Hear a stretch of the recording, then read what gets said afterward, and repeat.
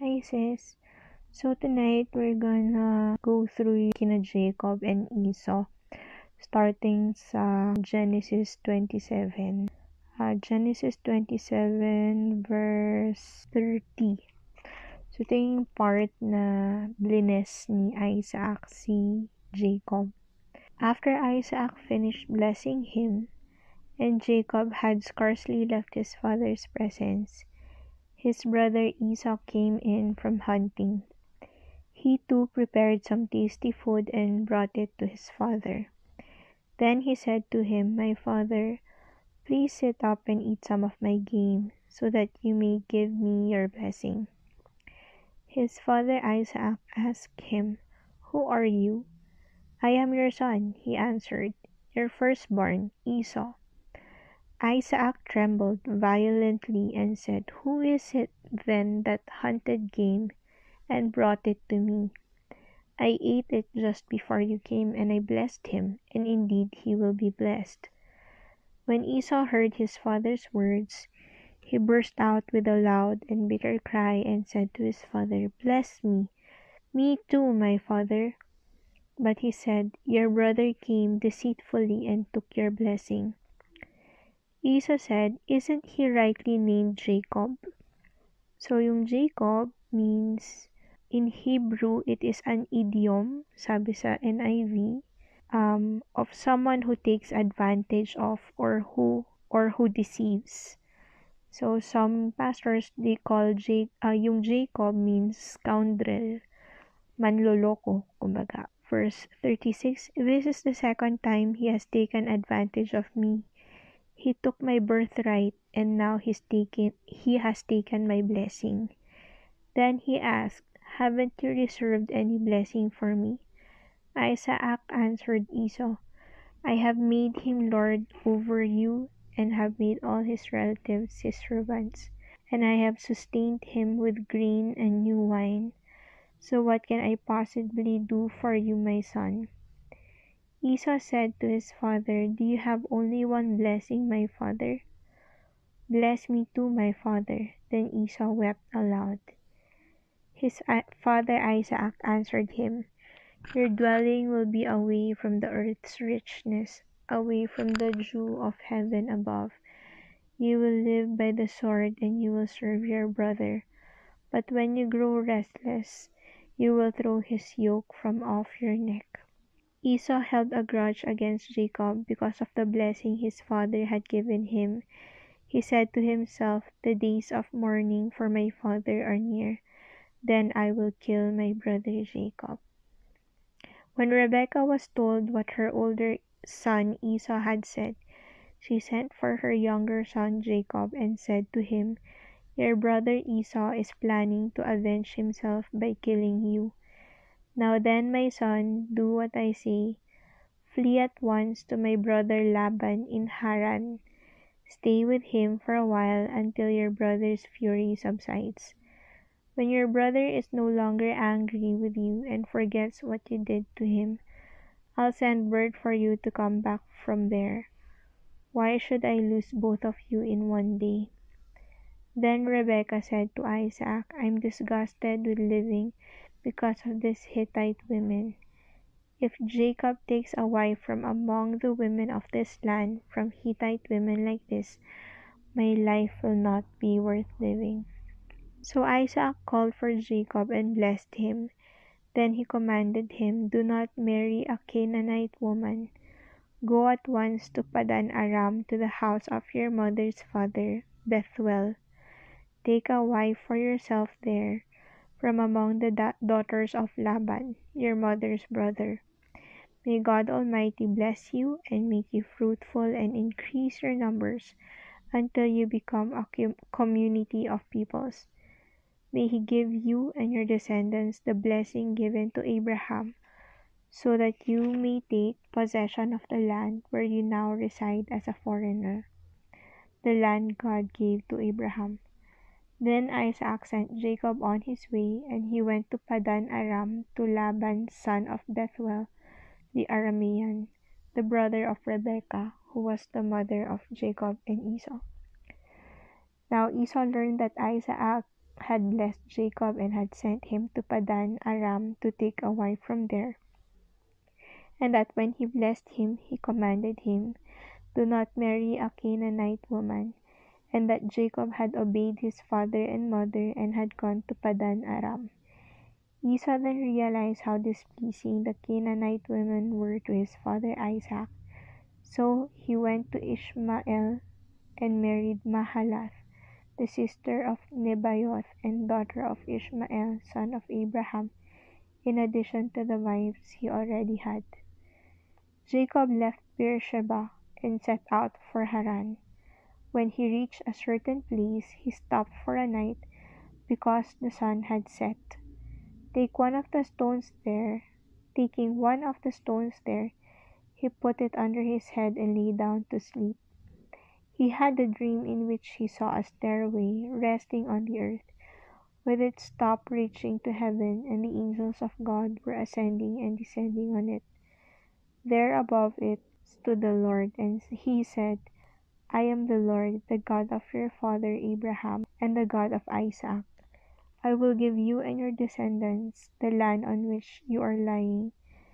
Your descendants will be like the dust of the earth, and you will spread out to the west and to the east, to the north and to the south. All peoples on earth will be blessed through you and your offspring.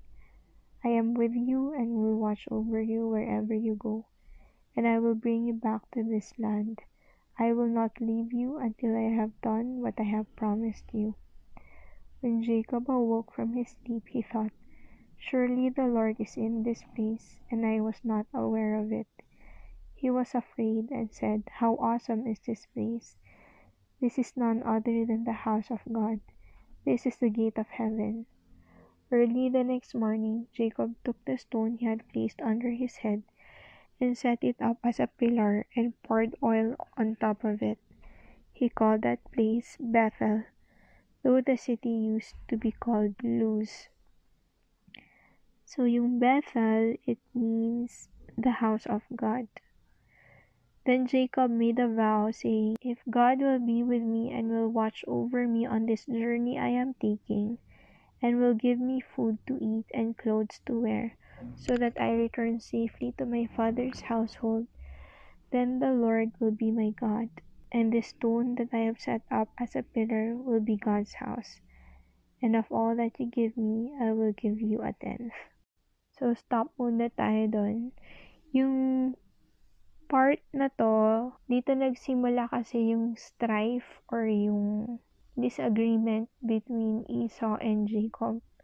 Actually, nagsimula pa yan dun sa pagpapasa ng birthright from Esau to Jacob. And second straw na nung si Esau naman, inunahan ni Jacob doon sa pamana. So, kumbaga, walang naiwan kay Esau. And so, you can just imagine yung galit ni Esau na naisahan siya ni Jacob. And that truly, Jacob lived up his life being a scoundrel o isang manloloko. So, we know yung dun sa story, sa family dynamics ng pamilya ni Isaac. Apat na nga lang sila, no? Pero, you could see the division kasi si Esau, favorite siya ni Isaac. So, technically, gusto ni Isaac sa kanya ibigay yung pamana. Si Rebecca, which is the mother, gusto naman niya si Jacob. Ngayon, walang nauna, ilang oras lang yung difference nung dalawang magkapatid. Mas nauna lang na lumabas si Esau. But they're basically twins. Pero yung parents nila, tig-iisa ng favorite. Ngayon, nung nagkasakit na si Isaac, syempre hindi siya makakita. Nagpanggap ngayon si Jacob na hindi masyadong favorite ni Isaac. Nagpanggap siyang siya yung si Esau, yung panganay. Nagpanggap siyang siya yung panganay and sa kanya binigay lahat ng blessing. Kaya magkagalit yung dalawa. more on si Esau ang galit kay Jacob and gusto siyang patayin ni Esau. So, kinailangan na protektahan ng parents yung si Jacob, kaya nila sinabihan si Jacob, punta ka muna kay Laban, yung uncle mo. Kapatid siya ni Rebecca. Doon ka muna magtago habang galit pa yung si Esau para hindi kanya patayin. Jacob being one of the scoundrels nga, no, hindi ko rin sure kung stubborn siya. I'm just amazed kung paano nag-obey si Jacob, na alam niya na mas nakakaalam yung parents niya kaysa sa kanya, kaya nag-follow siya to get out of the house and go to Laban, yung uncle niya. So in a way, you could see na even if ganun kasama yung ginawa ni Jacob, he still has yung prinsipyo pa rin naman na you have to honor your parents. Especially, he got himself into a situation na pwede siyang mamatay. May, though yung nangyari kasi kay Jacob, hindi completely na kasalanan ni Jacob. May contribution si Rebecca. Kasi si Rebecca ang nag-push kay Jacob na magpanggap siyang si Esau. And favoritism can destroy a family. As you can see dito, na mas lumala yung division, diba? We know that the Lord gives authority sa father. All the wisdom goes to the father, no? All others, including the wife, will have to follow yung leader, which is the father. In this situation, nung 4 na family members, inunahan kasi ni Rebecca si Isaac. In fact, sumama pa siya sa pag-deceive kay Isaac. No? So,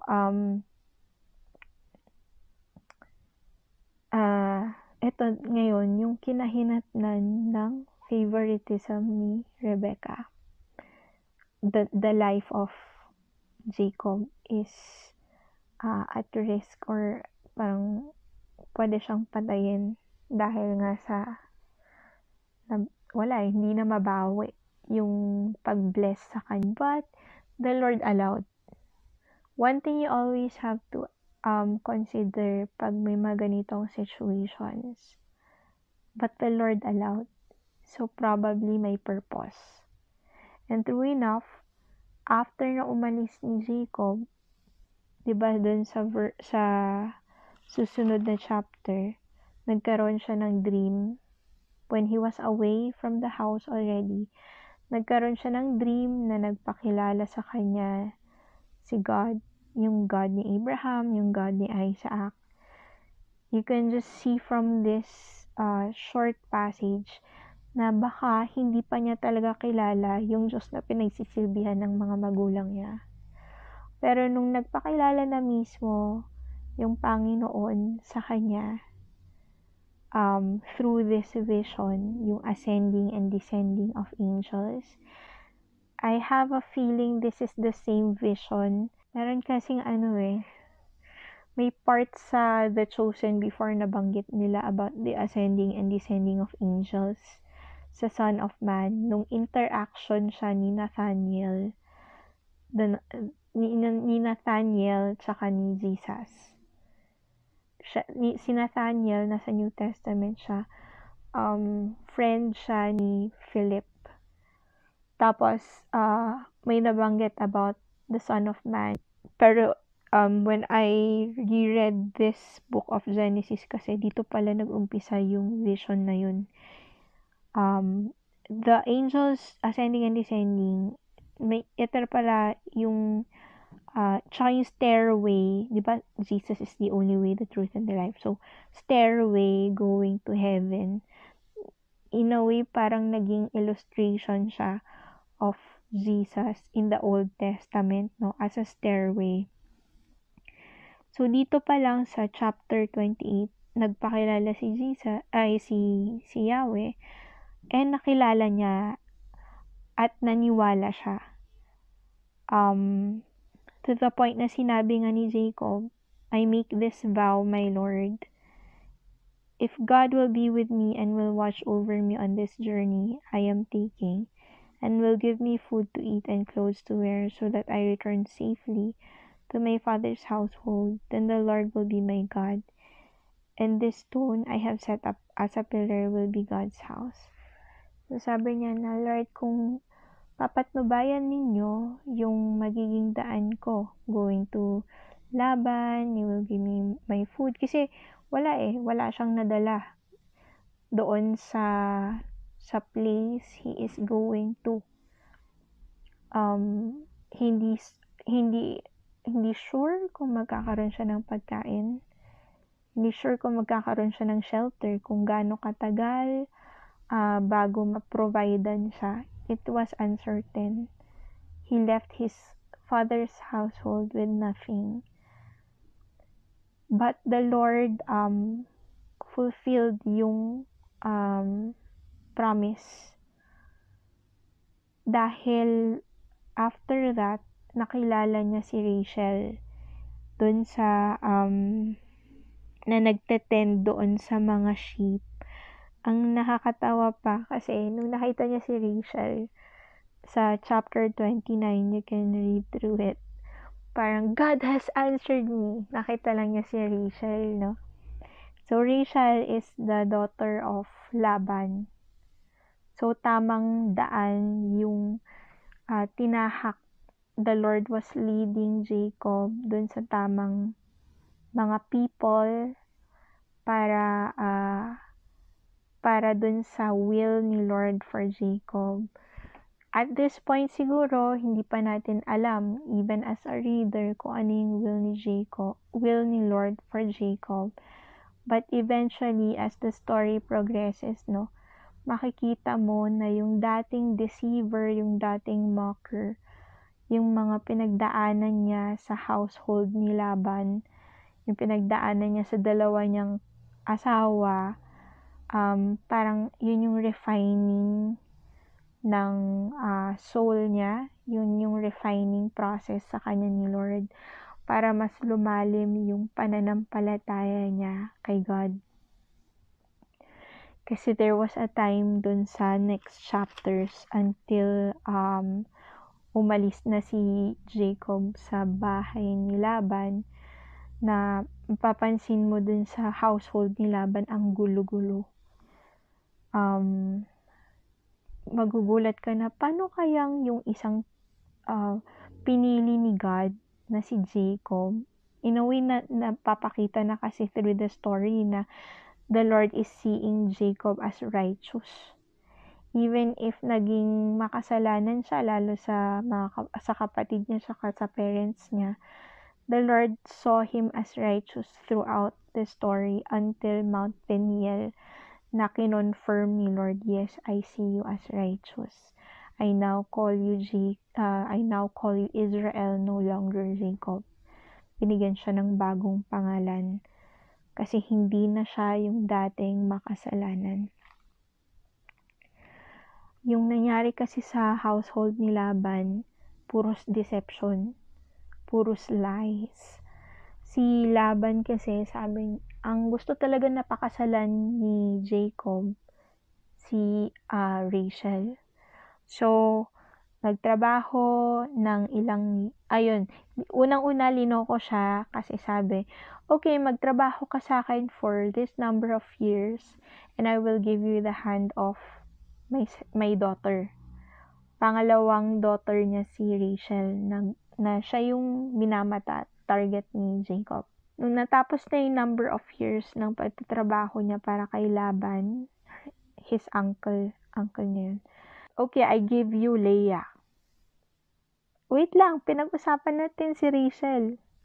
No, hindi kasi pwedeng hindi mo na mag-ikasal si Leah.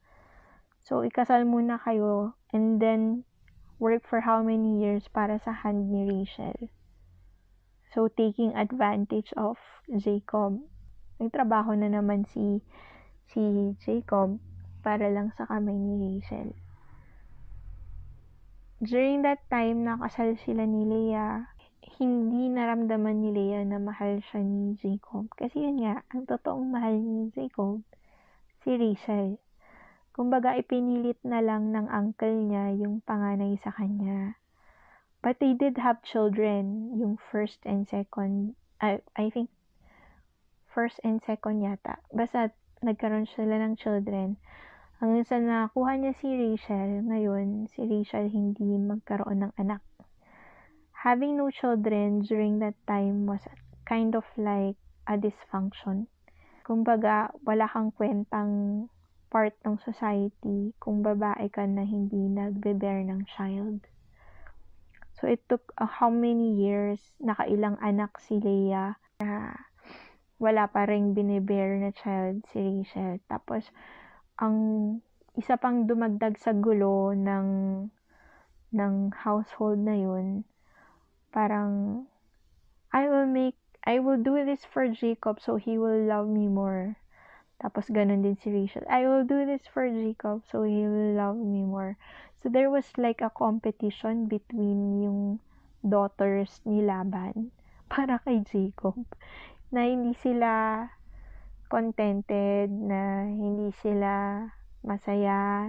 Hindi siya typical of a righteous person's household, di ba? Righteous ka, Jacob. Bakit ganyan nangyari sa mga pamilya mo? Nag-anuhan sila.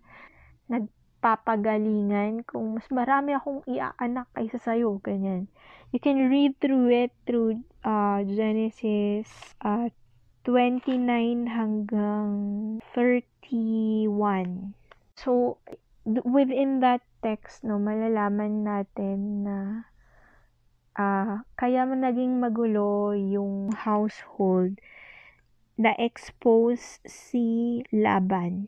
In Genesis 30:27, sabi dito, "But Laban said to Jacob, 'If I have found favor in your eyes, please stay. I have learned by divination that the Lord has blessed me because of you."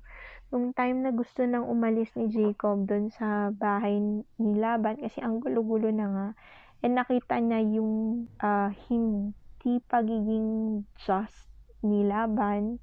Ito yung response ni Laban sa kanya na, "I've learned from divination." Divination is being used by sorcerers, mga gumagamit ng pagan idols. So, now you know that may reason kung ba't ang gulo-gulo. Naka-12 lahat yung anak, naka-11. 11 lahat yung anak ni Jacob within Laban's household. Gawa ng iba pala kasi yung Diyos within that household. When you do divination, gawain kasi yan ng Egyptians, no? Mga pagan, mga iba ang Diyos. Remember that in the household of God, there is only one God, and that is Yahweh. Pero this one, yung powers, yung predictions, nakuha ni Laban from another God na small g. Kaya ganun na lang kagulo yung buong bahay ni Laban. And naisama, kumbaga na-curse na rin yung life ni Jacob. Then again, if you go through the whole thing, bakit nangyari yun kay Jacob? Sana nalaman na lang niya nung umpisa pa lang na maluloko pala siya ni Laban. But then again, the Lord allowed because He has a purpose. Ganun lagi, no?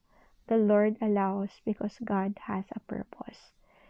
Had that not happen sa household ni Laban, yung vow na sinabi ni Jacob after niyang makita yung vision na, "I will serve you if you come with me in the whole journey." Hindi mapapakita kasi ni Lord kung gaano siya magiging ka-supportive. Hindi mapapakita ni Lord yung pag-sustain pagtulong sa pag-endure ni Jacob sa lahat ng pananakit at kapahamakan na ibinigay sa kanya ni Laban. He had to go through how many years? Ilang years yon na nagtrabaho siya for Laban. Na the Lord trained him with patience. The Lord trained him with self-control. Eventually, pati yung discernment niya nung umalis na siya sa household ni Laban, pati discernment niya inayos na rin, binigay rin sa kanya ni Lord para magka-courage siya umalis doon sa household na yun. Had that not happened sa life ni Jacob, hindi lalalim yung conviction niya na maging follower ni Yahweh.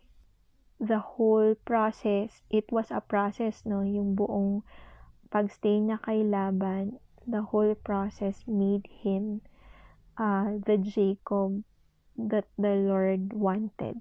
Yun yung mature version ni Jacob. In a modern sense, parang na-mature yung pagiging Christian niya because of the trials that he had through Laban. And also, na mapapakita din doon na kung iba yung Diyos mo versus yung Diyos na pinagsilbihan ng tatay mo, makikita mo yung malaking diferensya.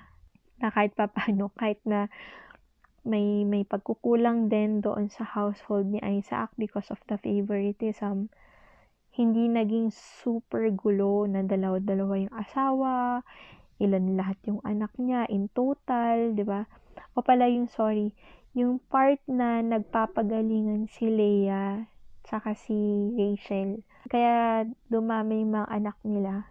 Bawat isa kasi sa kanila, si Leah, meron siyang set of mga katulong na under sa kanya. So, sa kanya lang sila magsaserve. Ganon din kay Rachel. So, nung time na nagpapagalingan yung dalawang anak, yung mga katulong nila, yung sinasabak nila para makipag-sex kay Jacob. Kasi parang rewarded to them as a son or a daughter. Naging ganon yung competition nila doon sa bahay nila. Mas mahal niya ako. Tignan mo, magbe-bear ng anak yung katulong ko. So, they will take that as their reward na mas mahal ako kasi mas maraming inanak sa household ko. Dun sa side daw niya, kahit hindi naman niya totoong anak naman ng katulong niya. So, naging magulo yung buhay nung ang dami-daming asawa, ang dami-daming anak. So, versus nung umpisa na 4 lang sila sa household nila ni Isaac. Kaya mas pinili ni Jacob eventually yung way na tinahak ni na Isaac. Ayan. And when he left, punta na tayo ngayon sa Genesis 32. When he left kasi, sa end ng Genesis 31, kinuha niya yung lahat ng mga anak niya, yung 2 asawa niya, no?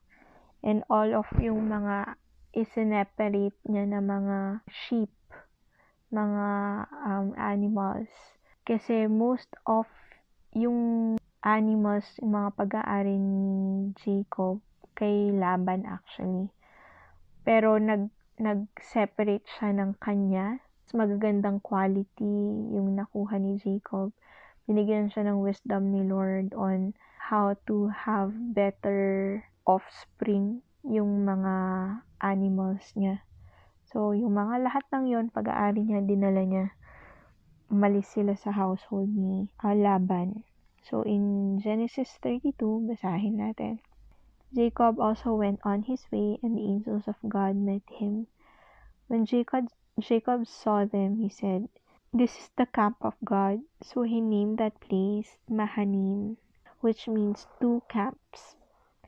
Jacob sent messengers ahead of him to his brother Esau in the land of Seir, the country of Edom. He instructed them, "This is what you are to say to my lord Esau. Your servant Jacob says, I have been staying with Laban, and I have remained there till now. I have cattle and donkeys, sheep and goats, male and female servants. Now I am sending this message to my Lord that I may find favor in your eyes. Matagal kasi nagtago si Jacob dun sa household ni Laban. So, hindi alam ni Esau na nandoon siya. Ngayon, after he left the household of Laban, I'm uncertain, pero for sure it was God Himself who instructed Jacob na magkipag-communicate uli kay Esau. Kaya nagpadala siya ng mga messengers.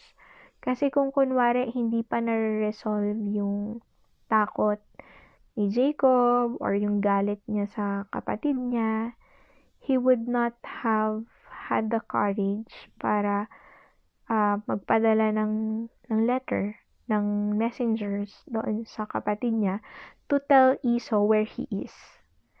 Kasi alam niya na pag malaman ni Esau kung nasaan siya, papatayin siya. Pero ito yung time na naglakas loob siya, maybe by the leading of the Lord, para sabihin na, I'm here sa lugar na to, I have all of this cattle, no, lahat ng animals na to, may I find favor in your eyes. So parang in a way, gusto niyang makipag-reconcile.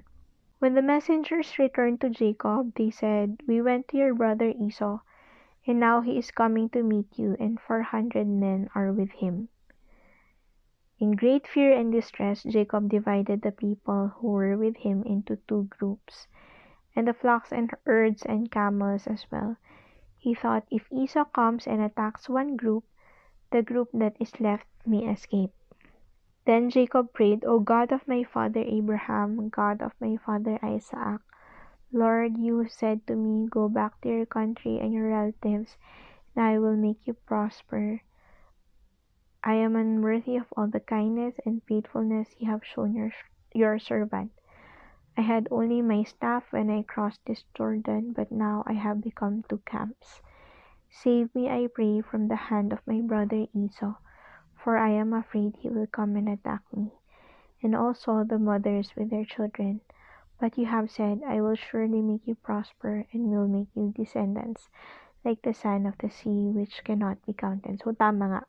Si God kayo nagsabi, kasi sabi niya, nag-instruct si God, go back to your country and your relatives, and I will make you prosper. So, kinailangan niyang i-contact si Esau, parang courtesy na I'm coming back, kumbaga. Pero yun nga, yung messengers, when they came, medyo parang ala bad news yung dating, no? So, 400 men are with him, he's coming, Esau is coming, sabi ni messengers. Yung ng messengers, so, takot na takot tong si Jacob. Kaya nag-strategize siya. Gumawa siya ng paraan na yung kalahati, maiiwan, yung kalahati, sa kabila ilalagay para sakaling atakehin yung isang grupo daw, may maiiwan. Yon. So, verse 13, he spent the night there, and from what he had with him, he selected a gift for his brother Esau, 200 female goats and 20 male goats, 200 ewes and 20 rams, 30 female camels with their young, 40 cows and 10 bulls, and 20 female donkeys and 10 male donkeys. So, napakagara, no? He put them in the care of his servants, each herd by itself, and said to his servants, go ahead of me and keep some space between the herds. He instructed the one in the lead, when my brother Esau meets you and asks, who do you belong to, and where are you going, and who owns all these animals in front of you, then you are to say, they belong to your servant Jacob. They are a gift sent to my lord Esau, and he is coming behind us. He also instructed the second, the third, and all the others who follow the herds, you are to say the same thing to Esau when you meet him, and be sure to say your servant Jacob is coming behind us. For he thought, I will pacify him with these gifts I am sending on ahead. Later, when I see him, perhaps he will receive me. So Jacob's gifts went on ahead of him, but he himself spent the night in the camp. Kita mo dito yung nagsasorry naman talaga si Jacob. Pero alam kasi niya from pagkabata siguro kung sino si Esau. Kung gaano siya grabing magalit. And after yung huli nilang pag-aaway, alam niyang hindi siya mapapatawad. Hindi siya napatawad or hindi siya mapapatawad ni Esau. He is out to kill him, kumbaga. Kaya marami na lang yung mga pinagpadala niya na mga gifts para lang ma-appease, para lang maging okay sila ni Esau. That night, Jacob got up and took his 2 wives, his 2 female servants, and his 11 sons, and crossed the ford of the Jabbok. After he had sent them across the stream, he sent over all his possessions. So, parang tumatakas na, no? Yung pamilya ko, mauna na, ganyan. Paunahin na. Save yourselves, kumbaga. Kasi, Esau is out to get us. Let's save what's remaining, ganyan. Habang hinihintay niyang yung mga messengers na nagbibigay sa kanya ng gifts, are doing their job. Okay, so you can see kung gaano nag-strategize si Jacob out of his fear. Sa takot niya, sinecure niya na lahat ng mga pwedeng sirain ni Esau.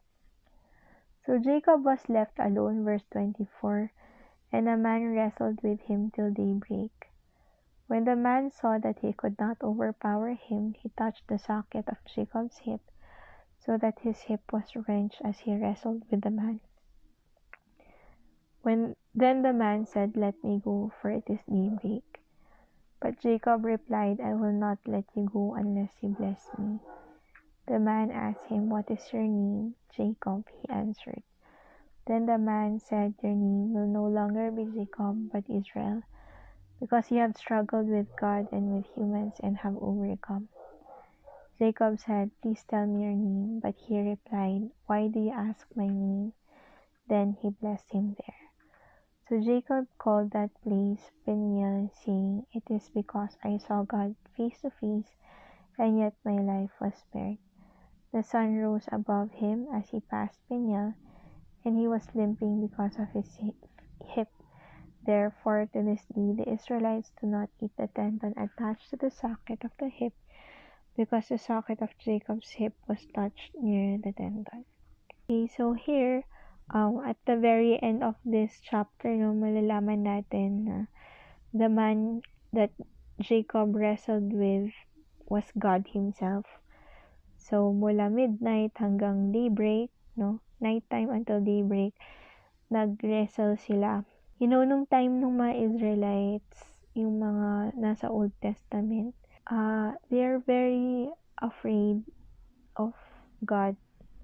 I mean, ino-honor nila siya bilang Diyos nila, pero they were very afraid that they cannot even say the word Yahweh for fear na mag-entangle yung tongue nila.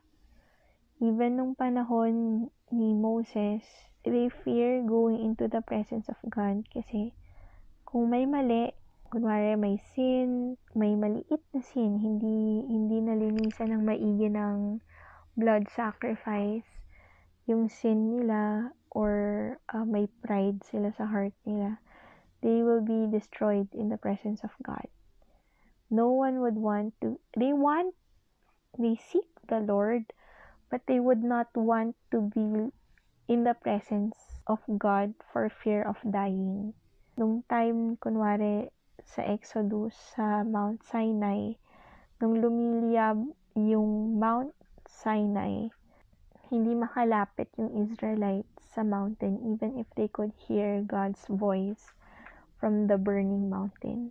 Sabi nung Israelites na si Moses na lang yung pumunta sa Mount Sinai. They don't even want to talk to God themselves kasi very scary. And in a way then, all people na pumunta sa presence ni God, there's that holiness kasi ni Lord na you will fear for your whole life. Kasi alam mo na yung buhay mo will be under His mercy. The Lord is loving, oo. Kaso, when you're in front of the King, kunwari, servant ka ng King, parang you don't want to mess up. You don't want to get your hair undone, dapat presentable ka when you're in front of the King. So, Jacob being a sinner, Abraham being a sinner, no? Moses being a sinner. Nung nakaharap nila si God Himself, there's that fear. Pero of all yung stories about being in the presence of God, yung kay Jacob, yung talagang matagal kong dinevotion. Kasi sabi ko kay God, no one can stand in the presence of God na may sin. Pero here, sa story na to, sinabi mo na ikaw yung kina-wrestling niya ni Jacob the whole night. How is that possible, Lord? Yung first na encounter pa nga lang ni Jacob sana na naka-wrestling ka niya, dapat mamamatay na siya nun eh. Pero you allowed hanggang daybreak na nakikipag-wrestling siya sa'yo. You're very strong, Father, kako. Isang touch mo lang sa isang tao, bagsak agad siya. Unang tanong ko muna kay Lord, bakit mo inalaw na ka-equal mo lang si Jacob? Then the Lord told me, saan mo ba narinig yung ganitong story na to? That God became the equal of man. And syempre, ang naalala ko ulit, si Jesus po, na God siya, but He allowed Himself to be the equal of man. So this was another foreshadowing of the coming of the Lord Jesus, no? Isa to sa characteristic talaga ng Panginoon from Genesis down to Revelation. He is a God who will lower Himself down para lang ma-reach out tayo. And yung struggling na yon, He allowed that Jacob struggled with Him. Kasi in a way, no, he was just following the command of God na go back to your country. Nagsabi nga siya kay Esau, tas Esau is now coming after him. Parang, kung iisipin ko, it's Jacob's struggle with the trials that he's going through. Na buong magdamag, parang hindi ako papayag na mangyari to. Na after all of this, ito yung mangyayari sa akin. Tapos, hindi rin pumapayag si God na, hindi nga, kailangan kasing mangyari tong lahat. Ganyan. So, you can just see the struggle between the two, no? Tapos, nung sinabi na ni God, nung tinouch ni God yung hip ni Jacob na dislocate. So, syempre, kung na-dislocate yung hip mo, masakit yun, unang-una. Pangalawa, mawawalan ka ng strength maglakad, mawawalan ka ng strength na mag-struggle or mag-wrestling. And that's the power of God. Na He will allow you to struggle with Him for a certain time. Pero yung purpose pa rin niya yung masusunod. Nung dinislocate niya yung hip, that's when He showed Jacob, ako pa rin yung masusunod. Pero syempre si Jacob, even if dislocated na yung hip niya, I will not let you go until you bless me. Doon mo rin makikita yung determination niya, no? Na Lord, do not leave me here. Do not abandon me kung saan mo ko dinala. I just followed. Sinabihan ko si Esau and now I'm in this trouble. Kumbaga, it's not directly written sa passage na to, pero you know that what Jacob was really struggling with was the whole situation that he is in, na mamamatay na siya. No, out of fear, mamamatay na siya. I have to fight for my life, kumbaga. Kinahabagan naman siya ni God. The man blessed him. Kinahabagan siya, binigyan siya ng mercy. And in fact, binigyan pa siya ng bagong pangalan. Nalaman niya na tao lang siya, mas malakas. Yung ka-struggle niya, dahil God mas malakas sa kanya. God saw him righteous by giving him a new name. Nung naalimpo nga to na si Jacob, nalaman niyang si God yung ka-struggle niya. I survived! But the Lord allowed. Again, the Lord allowed. Katulad ng maraming situation sa buhay natin, the Lord always gives mercy. Jacob should have died, but the Lord gave him mercy. Yon, when the sun rose above him as he passed Peniel means the face of God. Kasi nagkita nga sila ni God doon, no? He was limping because of his hip. So, kung paano siya ma-conclude, why did Jacob struggle with God? Because the answer is in Genesis 33. Jacob looked up and there was Esau coming with his 400 men. After God, eto na. It's time to face my death. Esau is coming, sabi ni Jacob. So he divided the children among Leah, Rachel, and the 2 female servants, mga asawa niya. He put the female servants and their children in front, Leah and her children next, and Rachel and Joseph in the rear. He himself went on ahead and bowed down to the ground 7 times as he approached his brother. But Esau, look at what happens, verse 4. Esau ran to meet Jacob and embraced him. He threw his arms around his neck and kissed him, and they wept. Then Esau looked up and saw the woman and children. Who are these with you? He asked. Jacob answered, they are the children God has graciously given your servant. All this time, natakot si Jacob. Nagtatry mag-escape. No, nakipag-wrestling pa siya kay God. Actually, God delayed yung pag-alis at pag-escape ni Jacob. Had he not have had yung dislocated hip niya, tumakbo siya sa pagkalayo-layong lugar. But the Lord dislocated his hip for a reason, for a purpose.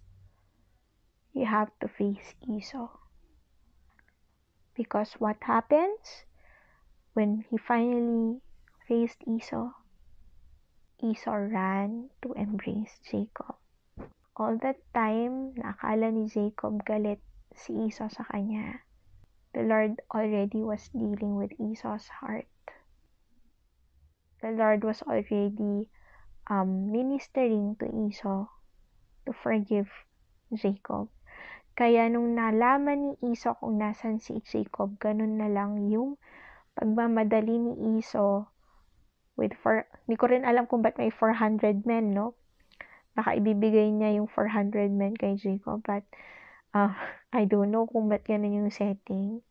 But I think yung olden times, ang isang household leader yata dati will always have men around him. Or hindi ko rin sure kung in the course of going to where Jacob is, baka kinakausap ni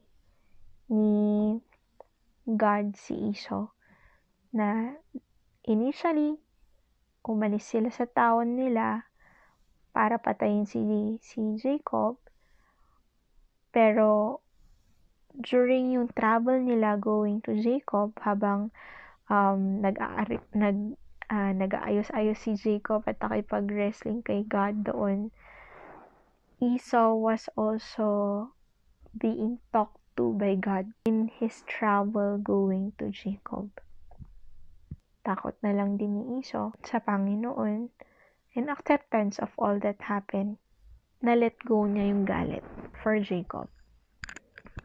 Had Jacob kung Jacob ran from Mount Peniel na hindi na-dislocate yung hip niya, hindi sila magre-reconcile in this manner. Kasi tinakbuhan niya ulit yung inayos na pala ni Lord sa puso ni Esau. And that's the story of yung siblings na si Esau and si Jacob. One thing na naging mali siguro ni Jacob, pinangunahan niya yung takot. Diba nga, si God na ang nagsabi sa kanya na pumunta sa countryman niya at God will make him prosper. Naging scheme siguro ng devil na yung messengers niya parang panic or naging parang bad news yung pagkakasabi kay Jacob. Hindi naman kasi kinonfirm ni Jacob kay God, tama ba tong sinabi ng messengers na papunta na dito para patayin ako, para hamakin ako. No? Kasi oo, pupunta naman talaga si Esau at yung 400 men, but it's not to kill him. But it's for Esau to reconcile with his long-lost brother. Kumaga. So, yun yung naging devotion ko before for this part ng Genesis, Jacob and Esau.